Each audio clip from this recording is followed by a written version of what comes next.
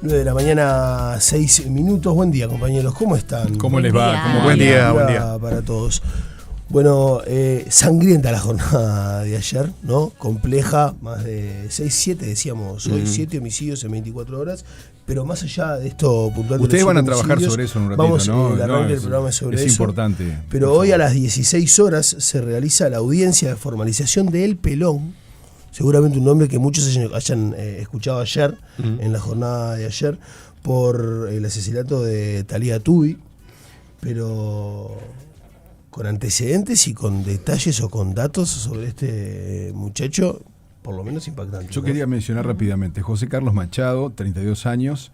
Me cuesta mucho decirle Pelón, porque de alguna forma a veces caemos nos pasa mucho, me pasa caer en el alias del delincuente, alias Pelón, que de alguna forma es como una suerte de título en cierto ambiente. La romantización. Para nosotros es terrible si mirá a este tipo, y en otros ambientes por ahí se destaca, soy el Pelón, ¿no?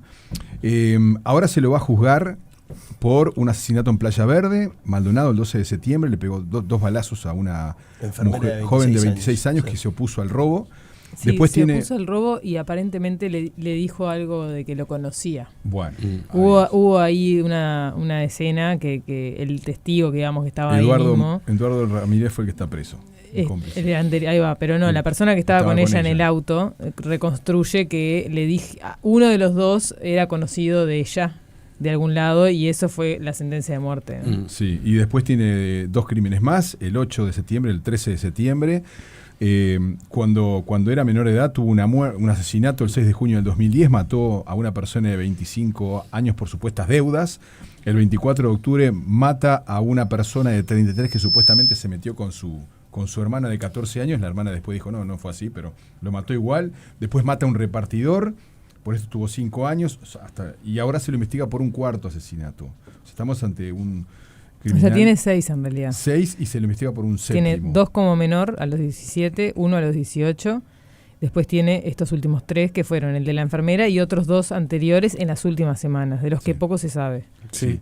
El diario El País publicó en su momento, a propósito del testimonio del jefe de investigaciones de Canelones, haciendo referencia a José Machado. Su cinismo era evidente. Esto es cuando era joven, ¿no? Su cinismo era evidente. También llamaba la atención su frialdad. No mostraba arrepentimiento y nos sostenía la mirada. Sí, recién antes de arrancar el pase hablamos. ¿Es prevenible? Algo así. Una persona que termina llevándose 6 vidas investigando una séptima, ¿no? Sí, y anda a saber lo que pasó en el medio, ¿no? Sí, en el medio tiempo, de todo, ¿no? El tiempo que pasó además. En el medio hay de todo en relación a delincuencias, ¿no? Sí. Hay de todo tipo de delitos, rapiña, sí, también hay fugas, hurtos, sicariato vinculado al narcotráfico. Es completita la carrera delictiva del Pelón. La mitad de los homicidios no se aclaran, no tenemos ni idea cuántos múltiples homicidas puede haber. Ahora, esto es de ahora. Yo me acuerdo en el año 90 y pico, al Romy, 16 años, 4 homicidios. ¿No? 16 años, 4 homicidios, en la década del 90. No es un fenómeno nuevo de muchachos que empiezan cada vez más jóvenes. ¿Por qué empiezan cada vez más jóvenes? Y bueno, recién hablábamos con la gente de la Fundación Canguro, ¿no? Cuando nos llegan videos de casas tiroteadas hechas con un colador por enfrentamientos entre bandas, siempre vemos entre medio del video un chiquitito que pasa caminando ahí de 2, 3, 4 años, ¿no? Imagínense 2, 3, 4 años, ya tenés la experiencia de que te balean tu casa. Piensen ustedes en la vida de ustedes y en la de sus hijos. ¿Cuándo vieron un arma? ¿No?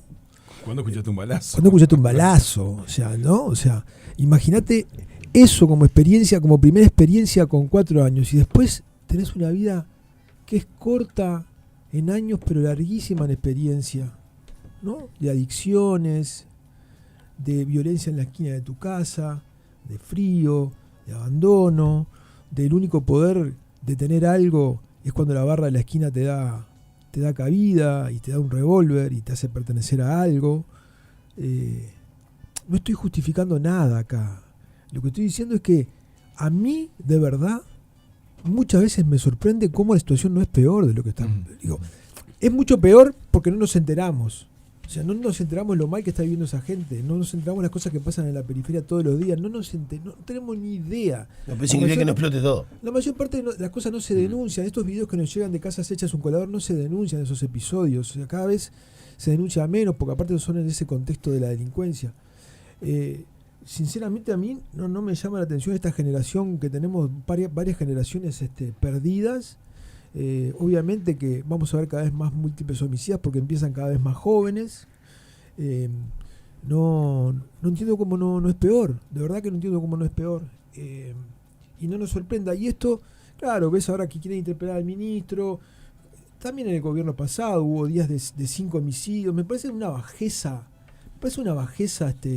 apuntar a un error en la política de seguridad. Primero, cuando es un delito muy difícil de prevenir. ¿Cómo prevenís? Vos podés prevenir una rapina en un banco poniendo 2 policías en la puerta. ¿Cómo prevenís un homicidio? Tenés que poner un policía por cuadra y ni siquiera así.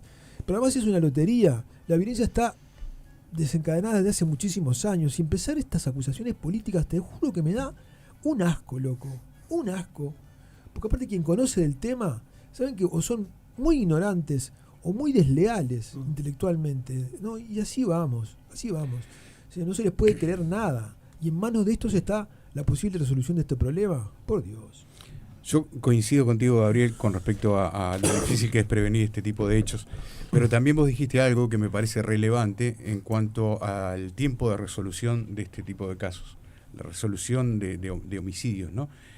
Y no es solo una cuestión estadística. Si se hubiese resuelto antes, este hombre no hubiese estado en la calle y no hubiese cometido los homicidios que posteriormente cometió. Y estoy hablando después ya de dejar de ser menor, porque cuando fue menor sí estuvo detenido. Sí. Pero en el tiempo en que cometió los otros 2 o 3, ya no recuerdo cuántos Supuestamente fueron. son 6. Bueno, 2 siendo menor, los otros 4, si es que efectivamente los cometió ya él, siendo mayor. ya siendo mayor, ahí no fue detenido. O sea, la resolución de los homicidios motivó la falta de resolución, en este caso, que esa persona no estuviese detenido. Durante muchos años, Uruguay estuvo muy en el tope de los índices de aclaración de homicidios. ¿Sí? ¿Por qué era eso? Porque no teníamos este fenómeno de esta delincuencia desorganizada que tenemos. Cuando los homicidios se dan en un contexto natural, la policía que por eso empieza a investigar desde el entorno más cercano hacia afuera, ¿no? Esos homicidios tenían un 80% de aclaración en la década del 90. Pero a medida que cuanto más hacia afuera del individuo es más complejo es el victimario, más complejo.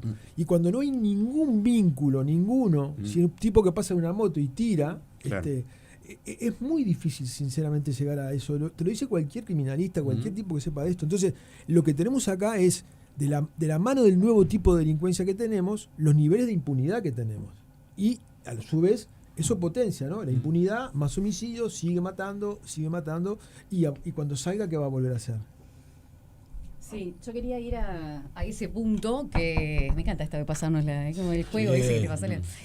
No, que el punto es en la reclusión. Porque aún cuando son recluidos, ¿cómo salen, no? Y en qué condiciones son recluidos y bajo qué conceptos, y también eso que ha pasado de todos juntos con todos y entran por una rapiña y terminan saliendo peor porque cuando entras tenés un determinado tiempo, 2, 3 años, lo cumplís, lo que sea, salís con otros vínculos o 10 veces peor de cómo entraste, porque también viviste, me decía Graciela Barrera, Laura, no sabes las cosas, no se puede, porque te lo cuentan, algunos van, recorren. ¿Cómo se vive ahí adentro? En el estado en el que se vive y en el que se encuentra esa gente. A veces termina con más causas que terminan pasando ahí adentro. Porque como dice Gaby, enseguida justifican y no sé qué. Y lo dice una persona que le asesinaron a su hijo. Claro. Y aún así entiende que la resolución de los problemas no pasan por determinadas medidas al grito, sino por medidas mucho más profundas. Entonces, la trayectoria, lo que hablábamos hoy, yo escuchaba desde hoy, como decías, la trayectoria desde que nacen esos bebés, en esos contextos, si no lo queremos ver o lo anulamos o preferimos pensar que son bestias que ya nacen malísimas, no lo vamos a resolver. Si a su vez tenemos un sistema de justicia que le cuesta cada vez esclarecer menos los delitos porque tampoco entiende mucho la complejidad y va de atrás, porque además cuando los agarramos y los recluimos en condiciones de ratas o de mucho menos, que viven entre sus propias, donde comen, dice, donde hacen sus necesidades, hacen caca y pichí y ahí comen también. me decía Graciela, difícilmente tengamos buenos resultados en seguridad. Y no es que... Y creo que cada vez es más permeable esto de entender por esto dual, que ya lo aplicaba el gobierno anterior, de lo social y la represión, que tiene que estar la represión, pero el fuerte trabajo social desde el inicio. Y algo muy importante con lo que me quedé también es con el compromiso de todos, no solo del Estado, sino de las organizaciones civiles en esta solución de los problemas que estamos teniendo, y de que no debemos, en todo, no debemos mirar para el costado, todos también hacemos un poco cargo de lo que estamos viviendo en esta realidad, ¿no? Porque quedaba muy claro en eso de la, como ella decía, nos decía Daniela, sí. ¿Cómo es el apellido? La presidenta de la Fundación Canguro. Pamela Moreira. Pamela Moreira. Nos decía Pamela que trabajan muy, muy, muy en conjunto con muchas situaciones, con el sistema judicial, con la jueza Tarico, por ejemplo, en los casos de judicialización de los bebés, pero con otras organizaciones sociales como Ciudadela para atender las adicciones, también articulando con ACE y con el Estado, y todos dentro de los puntos en los que puede, donde hay gente que prefiere golpearle la puerta a una fundación que golpearle la puerta a un organismo del Estado, tenga ese lugar también para ser recibido.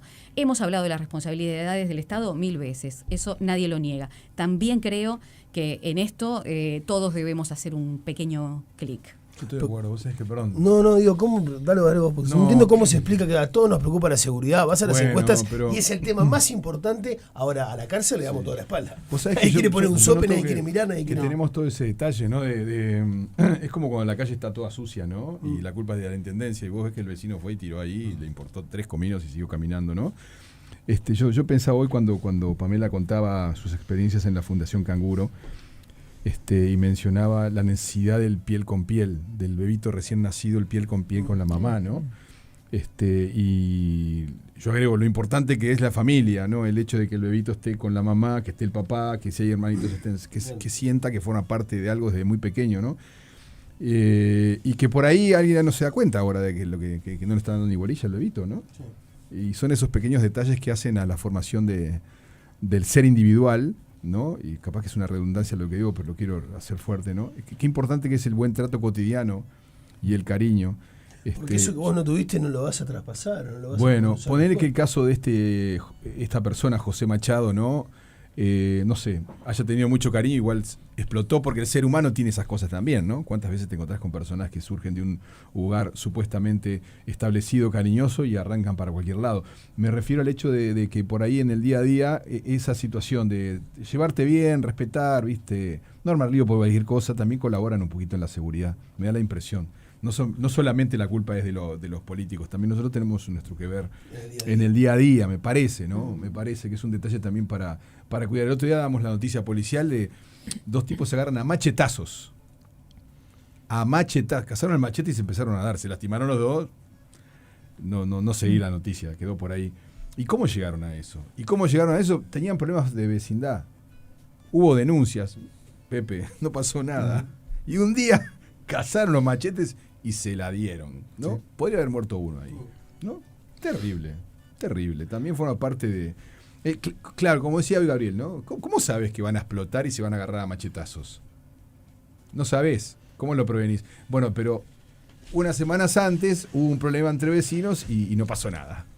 Se hizo la denuncia, no había tiempo y no pasó nada. Y mira, terminaron los machetazos. Yo qué sé. De pequeñas cosas está el camino. Totalmente. 9:20 de la mañana, hablame de raíces. De raíces voy a hablar hoy tenemos una entrevista con Juan Campodónico que presenta su nuevo disco, y la verdad que hablas con Juan Campodónico, estás hablando con un artista uruguayo que recorre el mundo diariamente, semanalmente, mensualmente, que la paternidad le pegó muy bien, claro. Lo inspiró, tiene un disco nuevo y viste cuando decís qué placer escuchar a esta persona hablar, que te habla de música, de composición y te envuelve con sus historias. Bueno, tremendo. Impresionante. ¿Tenés a la Bendy hoy en el programa o no? ¿A Fabret? A la Bendy. No, esta vez no, pero dentro de poco lo vamos a tener. ¿Sí? Es fundamental. Espectacular. Son columnistas ya, ¿no? Pero sí, más bien, sí, por favor. Claro, se le van pasando la responsabilidad de la Vende. Por eso te digo. Está bien. Va en préstamo. No necesito. Pasen comisión. Ahí está. Arrancamos, dale.